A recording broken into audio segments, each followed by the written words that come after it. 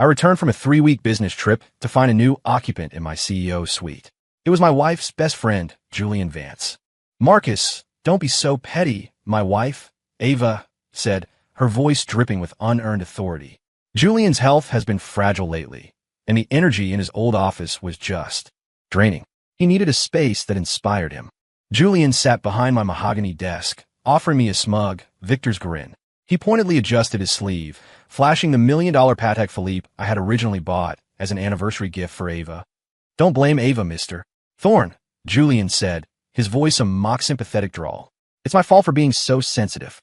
Ava immediately stepped in front of him, shielding him as if I were a physical threat. She glared at me, her eyes cold. "It has nothing to do with him. You're a cold-blooded machine, Marcus. I gave him this office so you could hopefully absorb some of his empathy and humanity to help you atone for your ego. Do you really have a nerve to complain?" I didn't argue. I didn't raise my voice. I simply pulled out my phone and tapped a video file. On the high-definition screen, the two of them were entwined in my own bed, their voices crystal clear through the hidden security feed. "Baby, once the stress finally breaks him," Julian's voice whispered on the recording, "the whole company belongs to us." I closed the video and watched the color drain from their faces, their features twisting into masks of horror. "You can keep the office," I said, my voice terrifyingly calm. "Consider it your honeymoon suite. Though, I imagine the square footage in a federal cell will be a bit more cramped." In an instant, my marriage didn't just end. It imploded into a wasteland of ash. The video stopped, leaving the office in a tomb-like silence, save for the low hum of the HVAC system.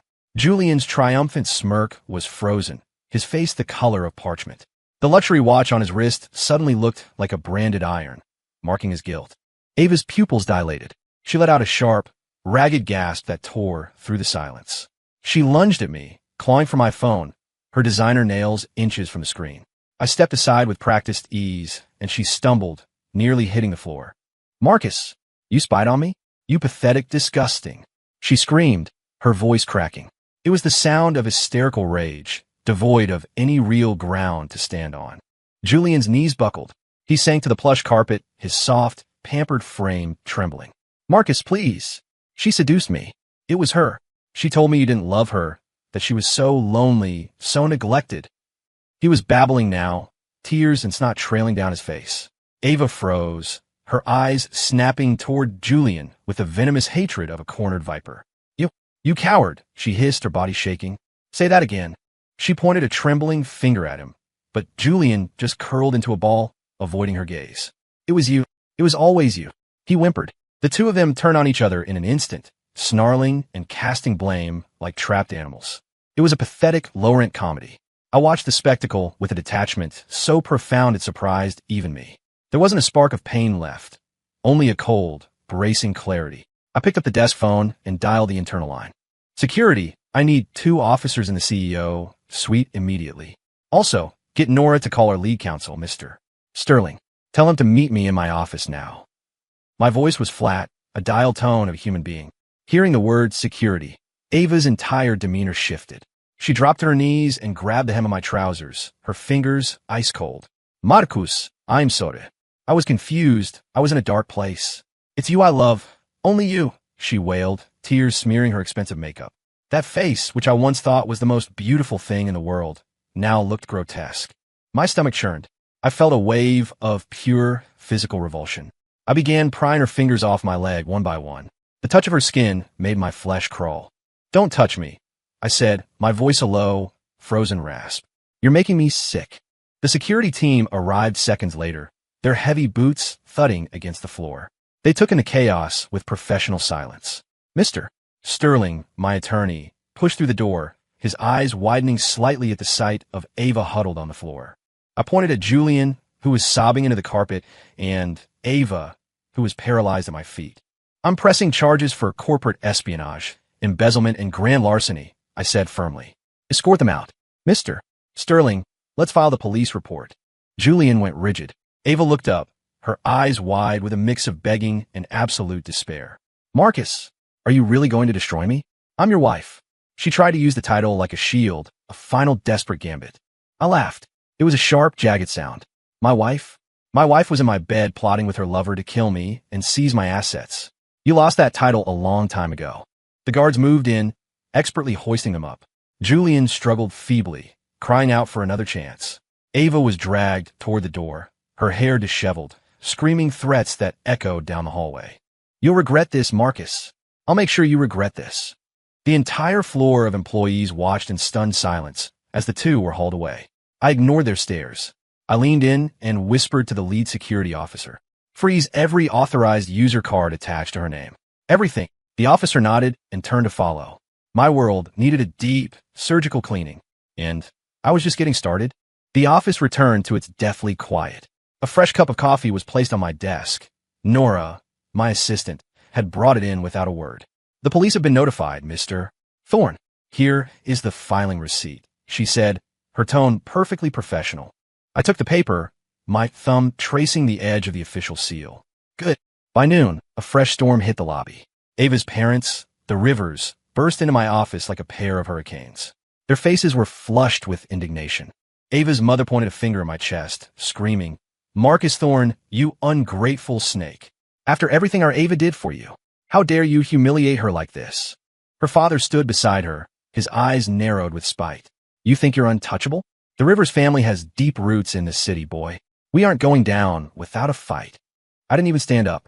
I simply nodded to Nora, who pressed play on an audio recording. I watched Ava's mother's face as the sound filled the room. It was a recorded call between Ava and her parents.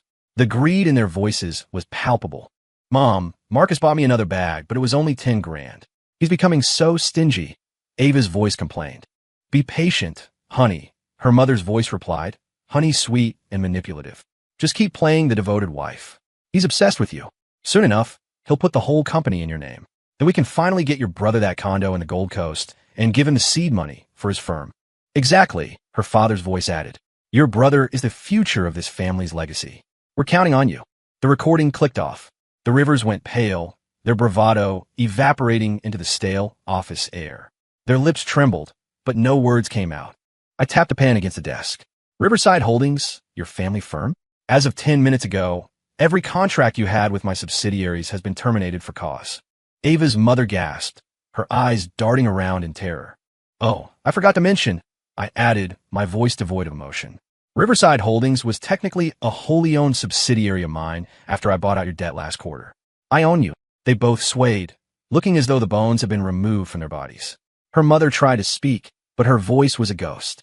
"Get out of my building," I said, my voice turning cold as a winter grave. "Or I'll have you charged with trespassing and harassment." They practically fell over each other as they scrambled out of the office, their exit a blur of desperation and shame. I immediately contacted the PR department. Within the hour, a press release hit the wires. It stated that Julian Vance had used an illicit relationship with a company officer to attempt the theft of trade secrets for Novatech and was currently in custody. The local social circles and the tech industry exploded. The critics who had once praised Julian's artistic vision turned on him overnight. Every partner, every sponsor scrambled to distance themselves from the wreckage. Julian Vance was socially and professionally dead. In lockup, Ava learned of her family's ruin through her court-appointed lawyer. Riverside Holdings was gone, and Julian was a pariah. I heard she spent the night screaming at the walls of her cell. I sat in my office, watching the Chicago skyline. The city lights were brilliant, a sharp contrast to the cold stillness in my chest. The wound of the betrayal didn't throb anymore. It had been replaced by a sharp, icy satisfaction. The taste of this justice was unlike anything I had ever felt. I set my coffee cup down. The game was only beginning. "Mr. Sterling looked grave as he set a folder on my desk. "Marcus, the verbal mention of killing you in that video. It's hard to prove as a literal conspiracy to commit murder in court. They'll likely get a few months for harassment or attempted extortion, but the sentence won't be long." I let out a soft, dry laugh and pulled a thumb drive from my drawer. It was cold to the touch, a small, silver weapon. "That was just the appetizer, Sterling. This is the main course." The lawyer took the drive and plugged it into his laptop. His screen filled with thousands of files. It was a complete digital trail of Julian using Ava's credentials to steal core proprietary data that I had accidentally left accessible to her. Timestamps, IP addresses, file manifests, it was all there. Then came the bank records. Julian, using Ava's forged signature, had legally moved several large sums from the corporate account into a series of shell companies. Money that eventually ended up in his personal accounts. Nora, standing nearby, stared at the screen in disbelief. Marcus, when did you? My mind drifted back 6 months. I remember the night I saw Ava secretly going through my briefcase. The hunger in her eyes, the way she held her breath, it had sent a chill through me. The seed of suspicion had been planted then. I hadn't made a scene. I hadn't confronted her. I had simply begun to build a cage. Like a patient hunter, I wove a net. I had pretended to work late in front of her, sighing about technical bottlenecks and financial crises. I let her believe Novatech was on the verge of collapse, that I was failing. I forged a set of core codes filled with backdoors and honeypots. I created a set of books that looked like a gold mine, but were actually a legal minefield. I led them along, one breadcrumb at a time, until they were convinced the prize was within their grasp. The watch was part of it, too. I added, my gaze steady. Nora's eyes lit up with realization. I knew she'd give it to him. I explained, my voice chillingly detached. It's the most visible piece of evidence, a physical tie to the stolen funds. It was the first gift I ever gave them. Mr. Sterling stared at the screen, his face flushing with excitement. He rubbed his hands together. Marcus, this isn't a misdemeanor anymore. This is a goddamn slaughter. His voice shook with professional glee. Economic espionage, embezzlement, money laundering, wire fraud. He ticked off the charges, his voice rising. With all this, they won't see the sun for 10 to 15 years. He slammed the laptop shut, looking invigorated. I looked out the window. The city was glowing, but I felt none of its warmth. I was the one holding the strings. The shortcut they thought they had found was a dead end I had designed for them. The next step would be the trial, where their masks would be ripped away for good. The courtroom was a cathedral of cold marble and high ceilings. I sat at the plaintiff's table, directly across from Ava and Julian. They wore orange jumpsuits, their skin sallow, their frames withered. Ava's eyes were fixed on me, filled with a desperate, silent pleading for mercy. I never looked back. My focus remained solely on the judge and the evidence. The prosecution began laying out the case. When they presented the chat logs of Julian offering to sell our core code to our biggest competitor, he finally broke. He began to shake violently, his lips turning white. His lawyer tried to argue that he was merely a puppet, manipulated by Ava's mastermind schemes. Julian caught the cue immediately, sobbing about his innocence. I just loved her too much. It was all her idea. She wanted to drain the company dry, he screamed, pointing a trembling finger at Ava. Ava stared at the man who had whispered sweet nothings in her ear, watching him throw her into the fire without a second thought. She let out a piercing, shattered scream. You coward! You lying piece of filth! Her voice was a wail of pure agony. The bailiffs moved in to restrain her. My legal team then dropped the final hammer, a recording of Julian bragging to a friend at a bar. Ava, that woman is just a walking ATM with no brains. Julian's recorded voice echoed through the courtroom, dripping with contempt. Once I have the keys to the kingdom, I'm kicking her to the curb. The gallery erupted. The jury looked disgusted. Ava's body went limp, as if her spine had been removed. She collapsed in her seat, her eyes vacant. Her last illusion had been pulverized. The verdict was swift. Julian Vance, 15 years for industrial espionage, embezzlement, and money laundering. Ava Thorne, 7 years as a primary accomplice. The gavel fell with a final, echoing thud. I stood up and smoothed my suit. My movements were slow, deliberate. I locked eyes with Ava for 1 second. There was no hate in my gaze, no pity, just a total, chilling indifference. Then I turned and walked out of the courtroom. My world was finally clean. The weight that lifted off my shoulders felt like gravity itself had changed. The divorce was a formality. Ava's lawyers tried to fight for a settlement, but we produced a forensic audit showing that her actions had cost the company millions. The court ruled that she had forfeited her right to any marital assets and ordered her to pay restitution. Her net worth was officially zero. The day after the sentencing, the Rivers showed up at my estate. They knelt at the iron gates, sobbing. Marcus, please have mercy. We were wrong. Her mother wailed, her voice hoarse. Ava has suffered enough. Don't destroy our family's name, her father cried, his forehead bruised from leaning against the bars. I didn't meet them. I sent Nora out with a single document, an equity purchase agreement. It stated that I would buy their debt-ridden firm for exactly $1. They saw the paper as a lifeline, a way to escape the creditors. They signed their names with shaking hands, thinking it was an act of mercy. The next morning, I called a press conference in front of their former headquarters. I stood before the cameras, with the Rivers watching from the sidelines. I, Marcus Thorne, officially announced today, my voice was loud and clear, that the Rivers Group is dissolved. We are beginning immediate bankruptcy liquidation. Ava's father's face went white. He pointed at me, his mouth moving but no sound coming out. Her mother let out a shrill, guttural scream. Marcus, you monster. You'll burn for this. The father clutched his chest and collapsed. An ambulance arrived shortly after to take him away. The mother remained on the sidewalk, cursing my name until she was hoarse. I looked down at her, my eyes cold. This is exactly what your family owes me. I went back to my empty mansion. I hired a crew to remove every single thing that belonged to Ava, the clothes, the jewelry, even our wedding photos. They were tossed into industrial trash bags and hauled away. Looking at the bare walls and the clean, silent rooms, I didn't feel sad. I felt like I had finally finished a long, dirty chore. My past was bleached white. A year later, I got a call from the correctional facility. Ava had requested a visit multiple times. Out of a sense of finality, I agreed. In the visiting room, behind thick glass, I saw her again. She was wearing a baggy jumpsuit, her face gaunt and unrecognizable. She had bruises on her cheek, and her eyes were sunken. When she saw me, she burst into tears. Marcus, I'm so sorry. I know I messed up, she sobbed. It's so hard in here. People are mean. They hurt me.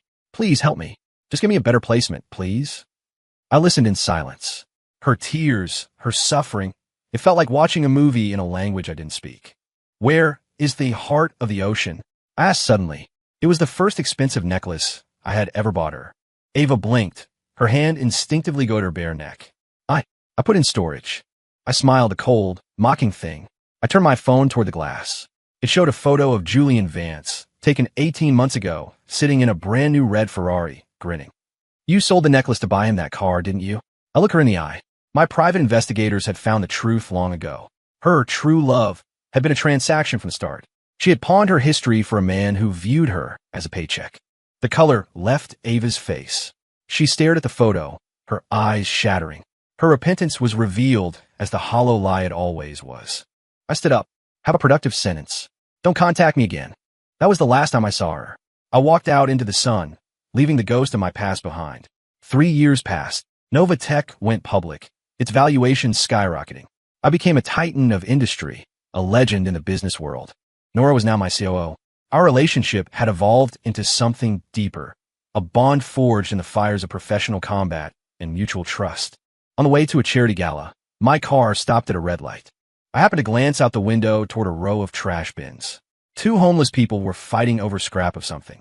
One of them was a woman with matted, yellowish hair and rags for clothes.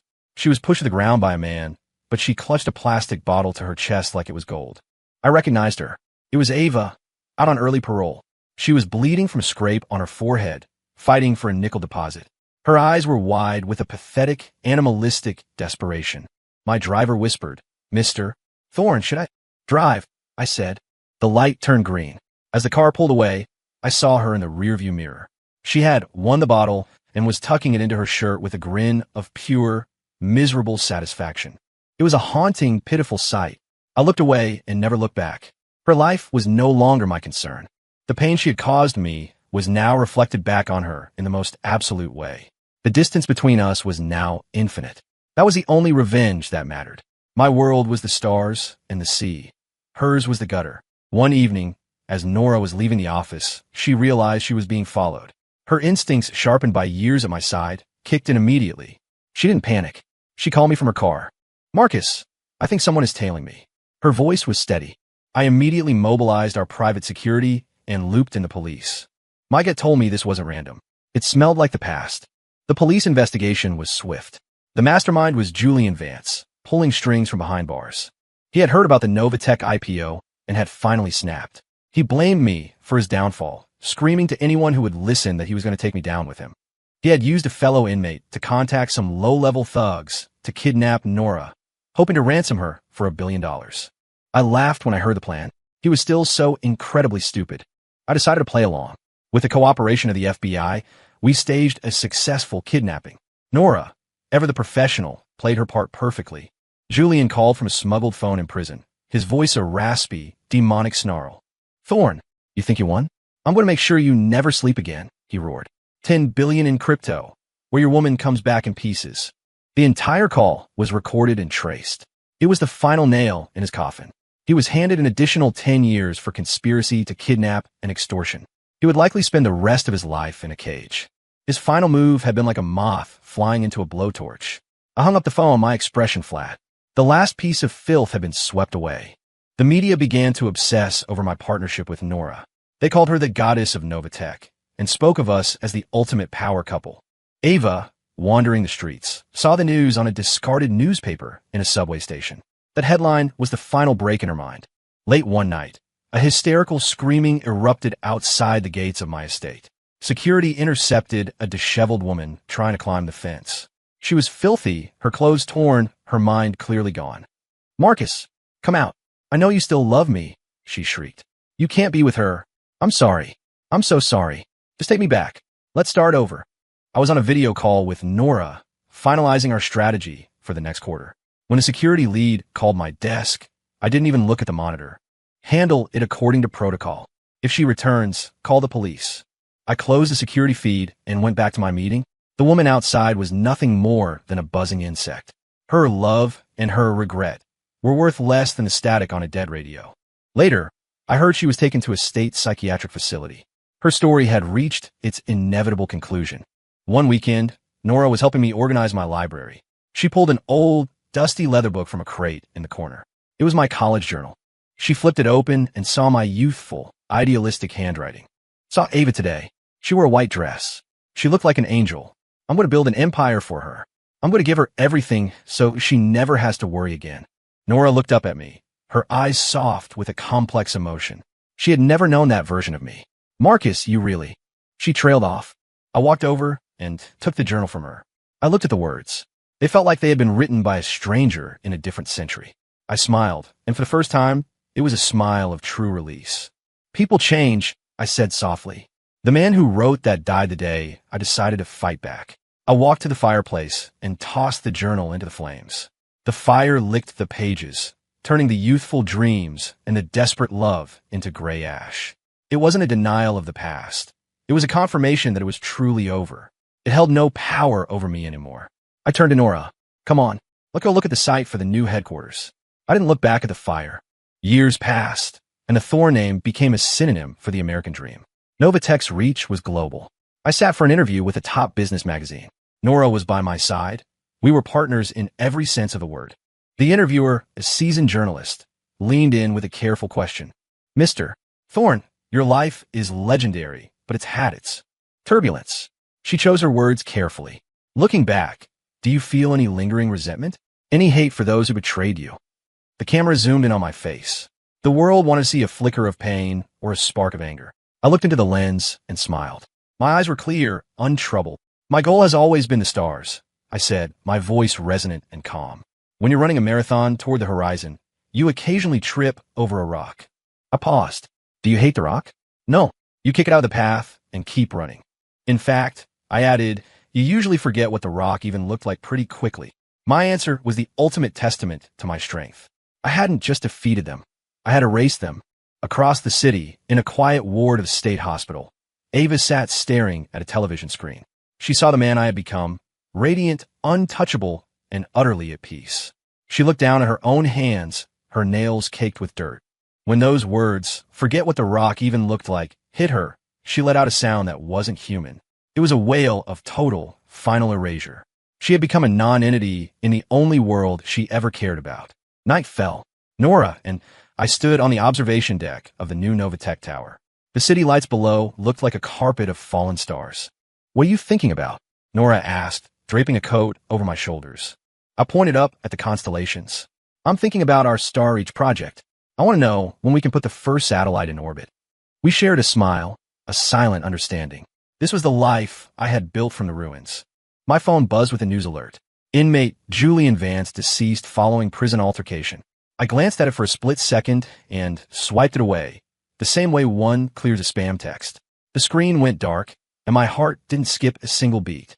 I didn't tell Nora. There was no need.